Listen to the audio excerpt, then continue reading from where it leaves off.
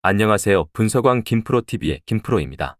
오늘은 현재 발매 중인 승무패 37회차의 상편 J리그 및 K리그 총 5경기 분석으로 준비해 보았습니다. 영상 보시기 직전에 좋아요, 구독 한 번씩 눌러주시길 바랍니다.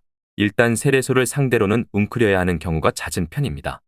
지난 나고야전에서는 밀어붙이는 상황을 만들기도 했지만 이는 나고야도 상당히 후방지향적으로 움직이는 팀이었기 때문이며 일단 세레소를 상대로 웅크리는 상황에서는 공세를 답답하게 만드는 경우를 만들기도 했는데 일단 교토의 올 시즌 수비가 상당히 빈약한 점을 생각해야 하겠습니다. 웅크리는 것이 정답은 아닐 수도 있다는 이야기입니다. 세레소의 단단함이나 기본적인 전력은 의심할 여지는 없습니다.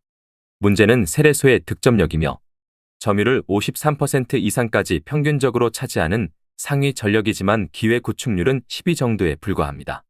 지난 시즌에도 득점력에서 상대를 확실하게 제압하는 능력을 보여주지 못한 것이 중상위권 이상으로 넘어가는 것을 방해했는데 올 시즌에도 득실은 플러스 4로 지난 시즌 플러스 5와 큰 차이가 없습니다.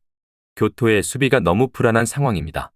교토의 승리를 기대하기에는 무리겠으며 다만 세레소도 상대를 확실하게 밟아버리는 모습을 자주 보여주는 팀은 아니라고 보는 것이 합당할 것입니다.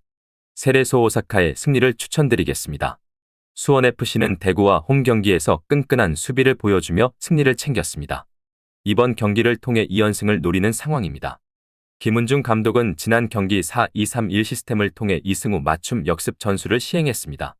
정승원의 측면 기용으로 기동성과 수비 밸런스를 모두 갖추는 묘수까지 확보한 상황입니다. 다만 올 시즌 인천과 같은 수비 조직력이 탄탄한 팀은 김천과 홈 경기에서 고전한 전적이 있습니다. 대량 득점은 기대하기 어려운 상황이며 인천 유나이티드는 울산과 홈 경기에서 후반 82분 통안의 동점골을 허용하며 아쉽게 승리를 놓쳤습니다. 3-4-3 시스템을 통해 수원과 같은 선수비 후역습을 보여주는 전력입니다. 다만 제르소가 징계에서 복귀했음에도 역습의 위력은 아쉬웠습니다. 실제로 최근 3경기 3골에 그치고 있는 상황입니다. 다만 탄탄한 수비 조직력을 바탕으로 지난 3경기에서 2실점만을 허용했습니다. 수원FC의 공격은 충분히 통제할 수 있어 보입니다. 홈팀 수원FC가 주도권은 잡을 수 있을 테지만 인천의 단단한 수비 조직력을 상대로 득점을 기록하긴 어려울 것입니다. 이건 원정팀 인천 유나이티드에게도 해당되는 이야기이며 두 팀은 지루한 공방전을 벌이다 결국 공평하게 승점 1점씩 획득하지 않을까 예상합니다. 무승부를 추천드리겠습니다. 김천상무는 서울과 홈 경기에서 다시 한번 무실점을 기록하며 10경기 무패를 기록 중입니다. 다만 4-3-3 시스템을 위주로 한 공격 전개가 제대로 맞아 들어가고 있지 않은 상황입니다.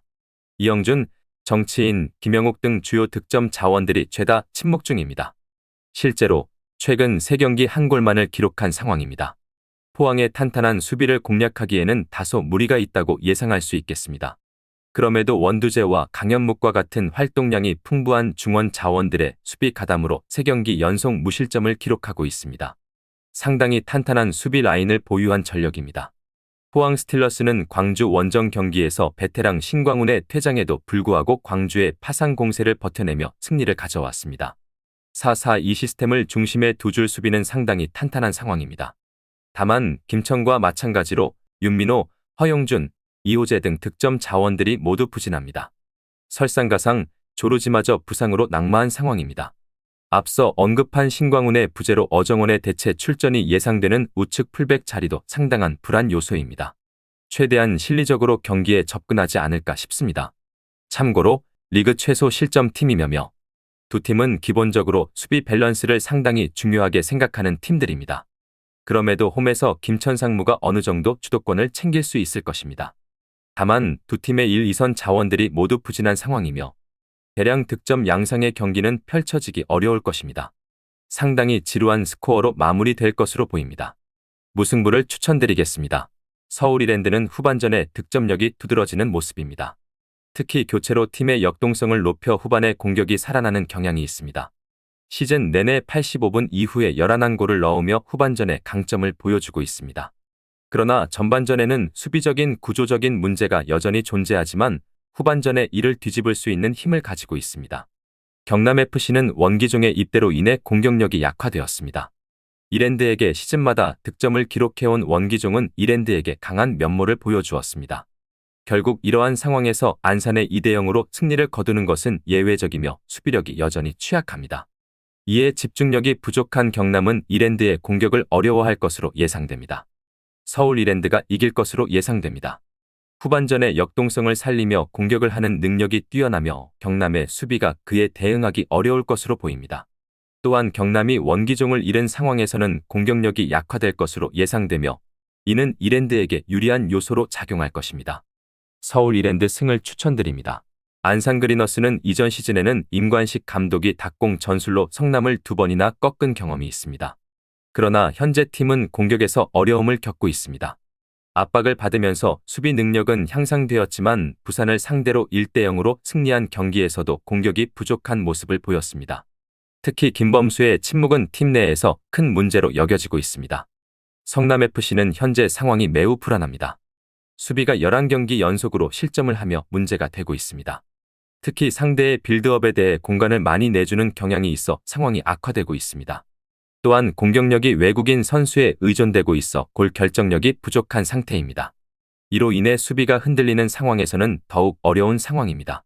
성남FC의 불안한 수비와 공격력 부진, 그리고 안산 그리너스의 실점을 줄이는 수비력은 경기 결과를 예측하기 어렵게 만들고 있습니다. 두 팀의 공격 부족과 수비 불안으로 인해 저점 경기가 예상되며 무승부를 추천드리겠습니다.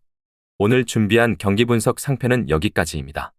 추가적인 선수들의 부상 현황 및 복귀 현황은 커뮤니티와 댓글을 통해서 공지할 예정이며 보시는 분석이 여러분들의 결정에 조금이나마 도움이 되었다면 구독과 좋아요 한 번씩 부탁드리도록 하겠습니다. 또한 추가적인 경기 정보와 예상 라인업을 토대로 한 분석이 필요하신 분들께서는 꼭 하단의 고정 댓글을 클릭하셔서 분석 자료 공유방에 오셔서 필요한 정보와 조합을 받아가셨으면 좋겠다는 말씀 전하면서 오늘의 분석은 여기서 마쳐보도록 하겠습니다. 시청해주셔서 감사합니다.